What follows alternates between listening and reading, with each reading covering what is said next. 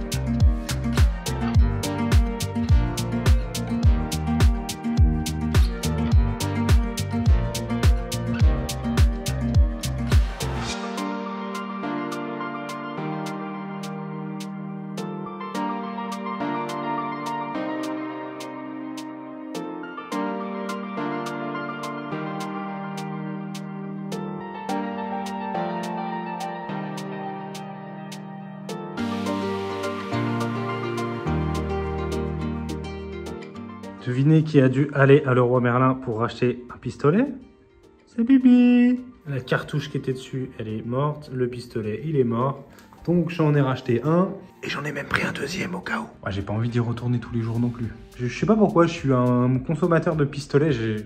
J'arrive pas à les conserver. Quand je laisse la cartouche dessus, il est mort. Quand j'enlève la cartouche et que je le nettoie bien, il est mort quand même. J'ai l'impression que c'est du consommable, moi, les pistolets. Si vous avez une astuce du tonnerre, dites-moi en commentaire.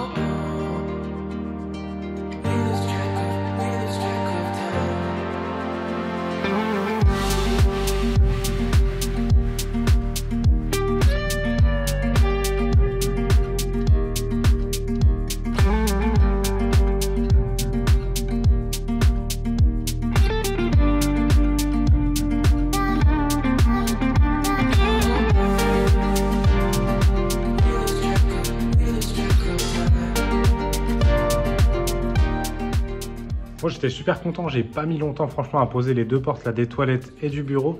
Et là je me suis dit tiens on va faire la porte du cellier, comme ça sera fait, donc la porte verrière qui va là-bas. Et évidemment quand tout se passe trop bien d'un coup, eh bien on prend un truc qui va prendre 10 fois plus de temps que prévu. Donc on a acheté cette porte verrière avec le bloc-porte qui va avec. Et je sais pas pourquoi, je pensais que c'était un bloc-porte classique. Pas chambranle contre chambranle, mais juste bloc-porte où on met une vis là. Et puis il y a un comment on appelle ça, un couvre-joint ou un truc comme ça qui vient se poser là. Sauf que pas du tout, c'est un bloc-porte qui se pose en même temps que l'ossature métallique de la cloison. Donc autant vous dire que c'est un peu tard. En plus, la réservation qu'on a faite est trop petite, sinon c'est pas marrant. Mais ce qui est marqué dans la doc correspond pas à ce qu'il y a réellement, oui, comme d'habitude, sinon hein, on s'ennuierait. Donc là, c'est une porte qui vient de chez La Paire. Et je pense que La Paire, c'est la paire de boules, ouais, parce que quand tu achètes une porte comme ça, t'as les boules. Voilà. T'es d'accord? Donc on va improviser et puis voilà, Inch'Allah comme on dit. Hein.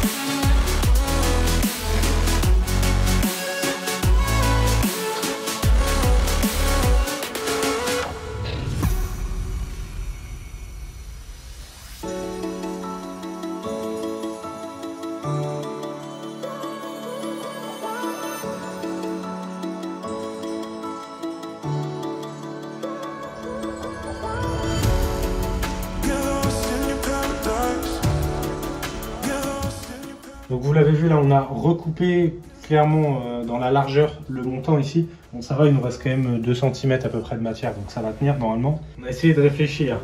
J'ai recoupé du côté du cellier pour que du côté cuisine ça soit propre, on va vous montrer juste après. Donc elle n'est pas censée être fixée par l'intérieur, parce qu'en fait normalement quand on fait l'ossature métallique, on vient la fixer par l'autre côté. Là on improvise, du coup il faut mettre des vis. Pour que les vis ne se voient pas, plusieurs solutions. Là on est du côté des charnières, donc c'est assez facile. Donc là il y a une charnière, j'ai mis une vis dessous, et après en remettant la charnière on verra plus du tout la vis. Une autre solution ça aurait été une des vis de la charnière de la faire plus longue, c'est juste que la tête est plus grosse donc ça se serait vu quand même. Donc là la vis elle vient se prendre dans le montant qui est derrière. Et là c'est déjà très très solide, c'est de la vis la 5,40 donc en vrai c'est déjà bien costaud. Je pense qu'une fois qu'on en aura mis 3 d'un côté, 3 de l'autre, ça devrait le faire. Après de l'autre côté par contre ça va être plus compliqué, on va pouvoir en mettre une derrière là où il y a la gâche, donc ça se verra pas on va dire. Et après par contre en haut et en bas ça se verra forcément, on mettra des petits caches noirs discrets. Et donc en termes de finition hein, ici c'est très très moche, donc on va simplement mettre du MDF en cornière, j'ai vu que ça existait chez Leroy Merlin, donc pour faire une finition à peu près propre, mais bon ça reste le cellier. Hein. Vous avez remarqué quand même comme le gars cherche des excuses désespérément pour aller chez Leroy Merlin. Finir par appeler ce magasin Leroy Clément. Et ouais, votez pour s'il vous plaît, on va faire une pétition. En même temps, on leur a fait combien de chiffre d'affaires cette année? Ah oui, ils m'ont montré en plus. Je crois qu'on est à 20 000, un truc comme ça. Voilà. À peu près. Juste cette année. Ça fait mal. Bah pas pour eux. Mais oui. Et juste du coup, du côté cuisine, c'est vraiment propre. En fait, on a l'espèce de petite feuillure, je sais pas comment on appelle ça, qui vient contre. Donc là, un petit joint silicone et c'est vraiment ultra propre. Alors normalement, je crois que le placo est censé arriver vraiment à fleur du montant. C'est pour ça que quand on regarde de l'intérieur, on a un écart. En fait, nous, ça arrive vraiment dans le placo. Mais en vrai de vrai, c'est même plus joli comme ça. Voilà, c'est l'heure de laisser. C'est l'heure de voir si on a le droit de s'en aller, de finir la journée. Si c'est l'heure de pleurer. Surprise! Suspense!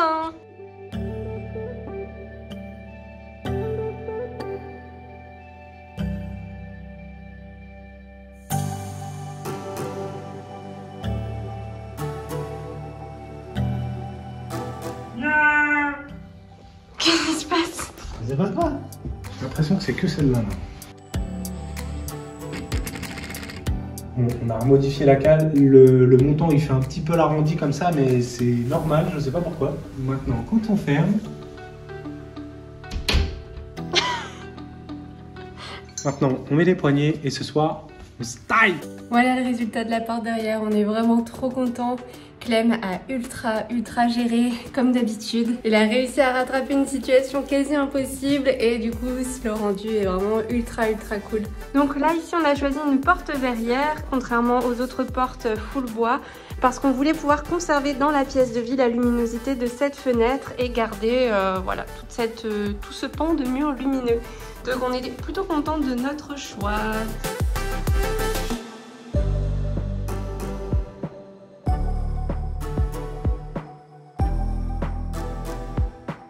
Bon voilà, je viens de poncer quasiment toute la sous-couche des toilettes. Donc comme on peut le voir ici, il y avait quand même pas mal de ratés. Disons que quand j'ai dégagé les angles, la peinture a eu le temps de sécher. C'était la toute première pièce qu'on faisait rouleau pinceau. Donc voilà, ça faisait des gros pâtés tout simplement. Donc on a dû poncer pas mal. Et donc forcément, on est revenu au niveau de l'enduit. Donc il va falloir refaire un petit coup de peinture, sinon c'est pas drôle. Mais en tout cas, là, au toucher, c'est ultra lisse. Bon voilà, dans le nouvel épisode de Faites pas comme nous, j'ai refait un petit coup de peinture au niveau du blanc qu'il y avait en haut et puis à certains petits endroits ici, donc c'est pas optimal. Du coup j'ai pris une pâte de lapin, j'ai fait vraiment couche très fine en espérant que ça fasse pas de surépaisseur. Donc voilà, on verra le résultat quand ça aura séché et surtout au ponçage. Et voilà, on croise les doigts pour que ça le fasse comme ça.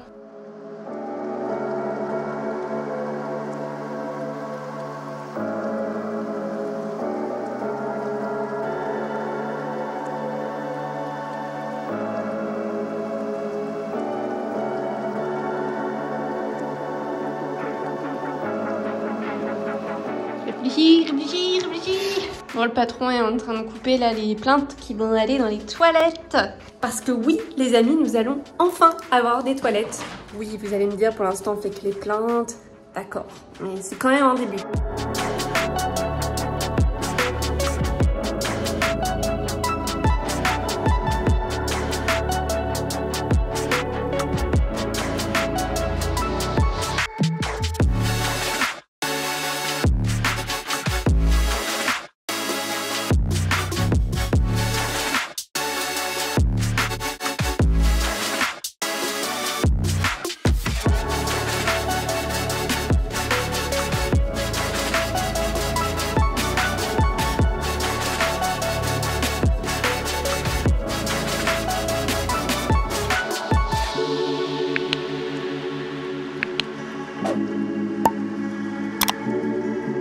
Pour un peu de suspense, la fin de l'entrée c'est dans le prochain épisode et on s'attaquera aussi aux toilettes parce que ça va faire du bien d'avoir des toilettes sur le chantier. Mais pour vous, c'est la semaine prochaine.